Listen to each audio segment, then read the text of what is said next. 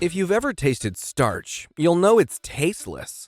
But do you know that bland ingredient is the backbone of one of the world's most legendary candies? We're talking about the Turkish Delight, the sweet that became a symbol of temptation in the West. How did it get there? Let's unwrap the story. The original Turkish Delight is made with just 3 ingredients: water, starch, and sugar. Factories usually use wheat or cornstarch. The starch isn't just a thickening agent, but gives the candy its chewy texture. As for the sugars, instead of using syrup like in some Western sweets, real Turkish Delight uses plain white sugar that is poured into mixing machines. The amount of clean and filtered water to be used must be just right. Too much makes it soggy and spoils quickly. Too little and the candy won't form properly. With the main ingredients in hand, here's how it's made to become so enticing. Creating the sugar syrup and other mixtures. It all begins with the sugar syrup, the heart of Turkish Delight. Sugar and water are boiled together at high temperatures, around 112 to 115 degrees Celsius, 234 to 240 degrees Fahrenheit, until they form a thick, glossy syrup. This syrup isn't just about sweetness. It lays the structural foundation of the candy. Its consistency and temperature are important, helping to develop the smooth, almost jelly-like texture that sets Turkish Delight apart from crystal-based sweets like toffee or fudge. But the syrup does more than just sweeten. It also acts as a natural preservative. By drawing down the water activity, it limits microbial growth and helps the candy stay soft and fresh for weeks, even without refrigeration. Separately, starch is mixed with cold water until it becomes a smooth, milky liquid. This step is important because it helps the starch dissolve evenly. If it were added directly into hot syrup, it would clump up and ruin the texture. Once the mixed starch is ready, it's slowly poured into the hot sugar syrup. At the same time, large industrial paddles or stirring arms mix everything together constantly. This steady stirring is crucial. It keeps the mixture smooth and stops lumps from forming. The heat stays on during this process, and the constant motion helps the starch cook and thicken the syrup gradually. Unlike typical candies that rely on sugar crystals for structure, this candy uses starch gel to achieve its unique elasticity. Now, here's where it gets interesting. Unlike industrial candy making, Locum relies heavily on tradition and touch, not machines or thermometers. There's no digital readout to say, "It's ready." Instead, seasoned workers go by instinct. They plunge a metal spoon or stick into the bubbling mix, cool it in cold water, and feel the texture with their hands. If it still sticks to their fingers, it's not ready. If it pulls away cleanly, the cooking stops. No readings of temperature, no measurements of sugar concentration, just human experience passed down through generations. Once the starch gel reaches the right consistency, the hot sugar syrup is slowly poured into it. Not all at once, but in stages with constant stirring. This fusion is delicate work. It's then simmered and stirred continuously for up to 3 to 4 hours. Over time, the mixture thickens further, becoming dense, shiny, and elastic.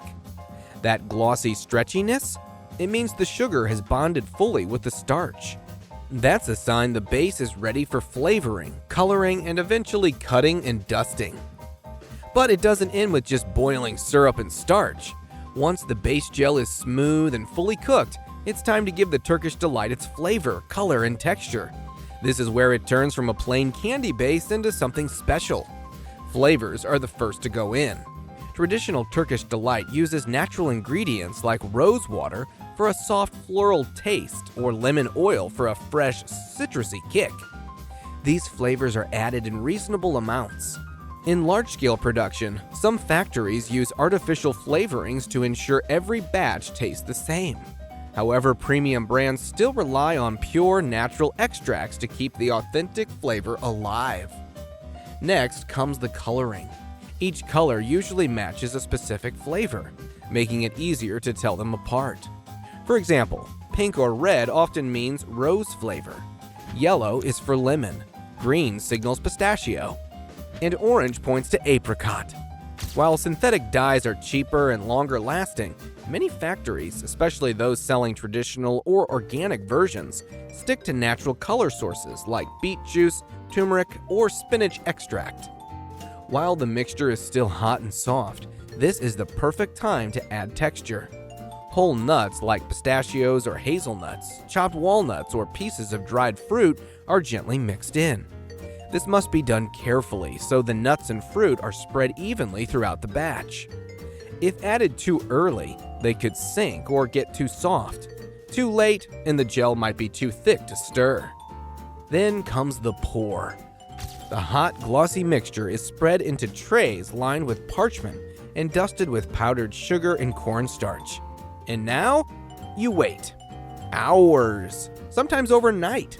As it cools, it firms up just enough to hold its shape.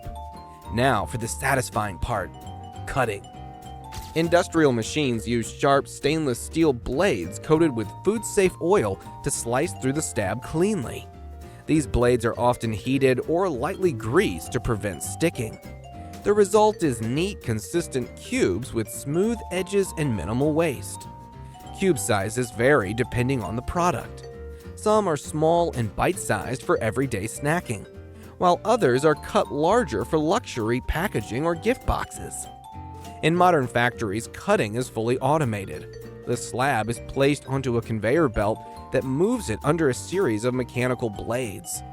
These blades operate in a grid pattern, slicing both horizontally and vertically in rapid succession.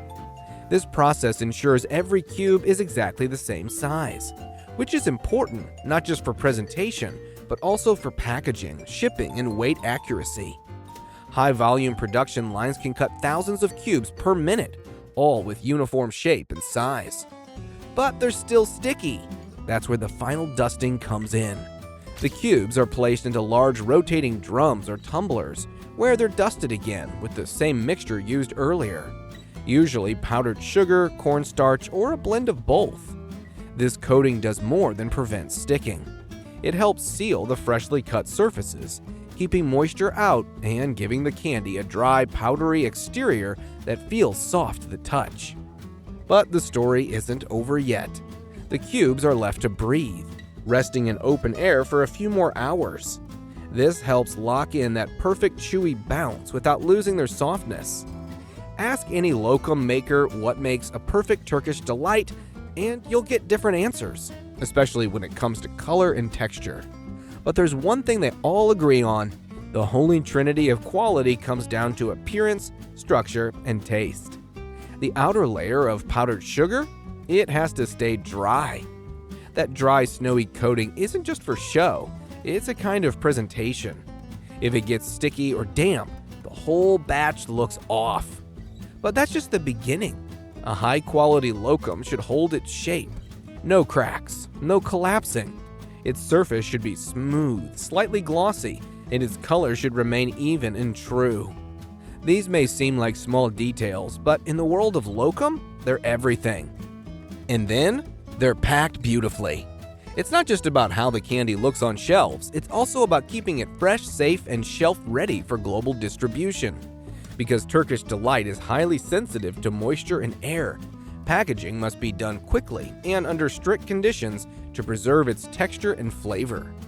Before packaging begins, every cube goes through a quality control check. Automated systems or sometimes trained workers sort the cubes by size, weight, and shape. Any pieces that are too small, cracked, or misshapen are removed from the main line. Once packaged, each item is labeled clearly and accurately so consumers can easily pick their preferred variety. Let's chip this in.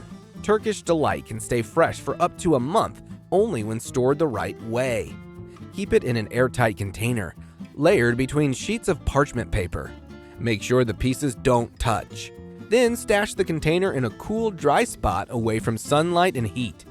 Done right, those soft, sweet cubes will stay perfectly chewy and dusted for weeks while you enjoy them.